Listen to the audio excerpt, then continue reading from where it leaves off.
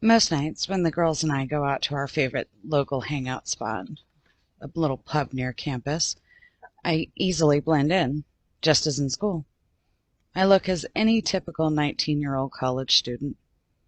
I've got long, dirty water blonde hair that I usually wear up in a ponytail because I'm always in a rush and never get to wash it. I'm average height with the remnants of a summer tan from back home, bag loaded with books, tablet in hand, taking notes, making notes. The one thing I can never hide, though, is my eyes. Ice blue, piercing as daggers if you stare too long. I believe that's how he spotted me tonight. The hunter.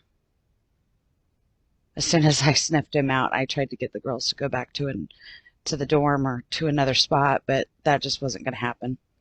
Every available male from school was here tonight, and my girls were on a hunt of their own.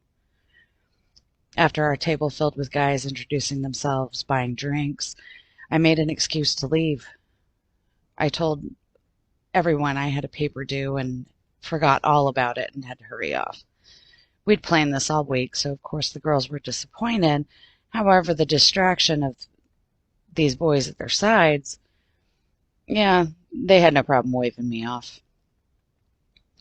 On my way out the door, of course, I'm rushing in a panic, my eyes darting to make sure that Hunter's not moving as well.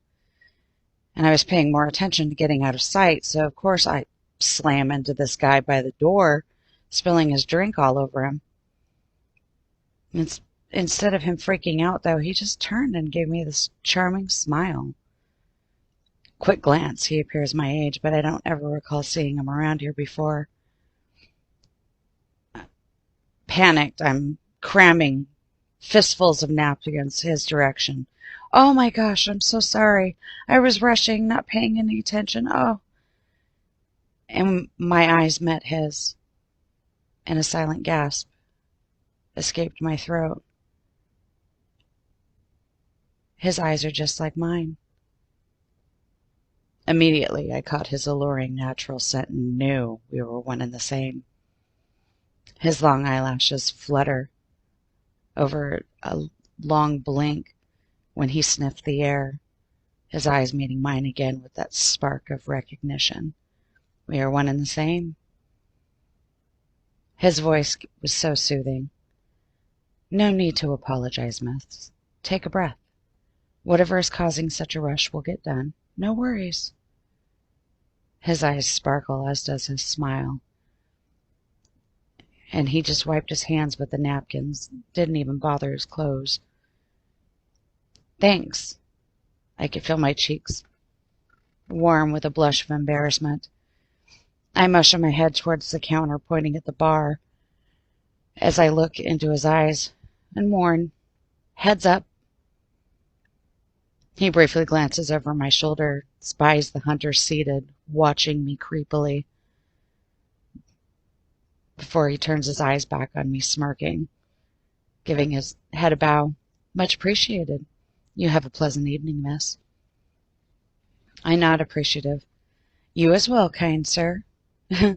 I giggle with a bounce in my step, and he raises his glass in the cheers, and I was off out that heavy wooden tavern door. Without a thought, I bolt straight into a sprint, those few blocks back to the dorm. I couldn't use my super speed. That would be noticed. I'd managed to go this long without being identified as supernatural. I'm not wrecking that now. If that hunter tries to follow me, maybe that guy I bumped into will stop him. Well, I can hope anyway.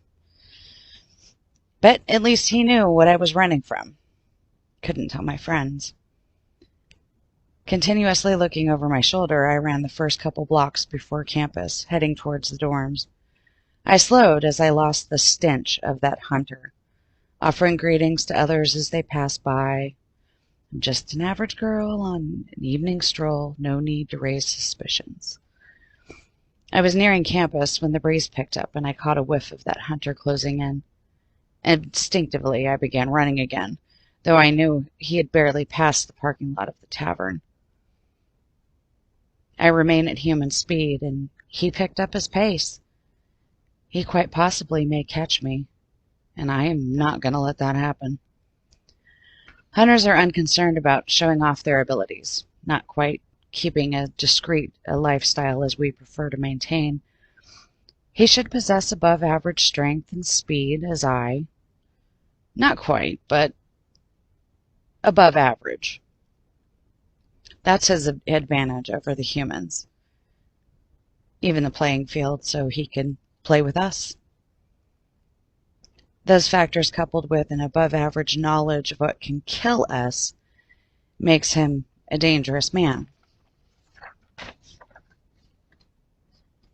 Our only warning of any of his kind when they near is the stink of their blood.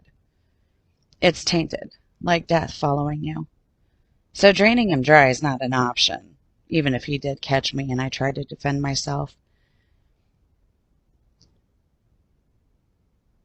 Even if I could get past the odor, he's poison. That's why he smells so bad to me. It's a natural deterrent in their blood. Maybe I can scratch his eyes out, pull his hair very, very hard. I don't know. Tickle fight, maybe. I just want to avoid any conflict, though I know he can be killed as any human. Yet if I blow this and get caught, he may have brought friends for the others. They'll know I'm not the only one here. What then?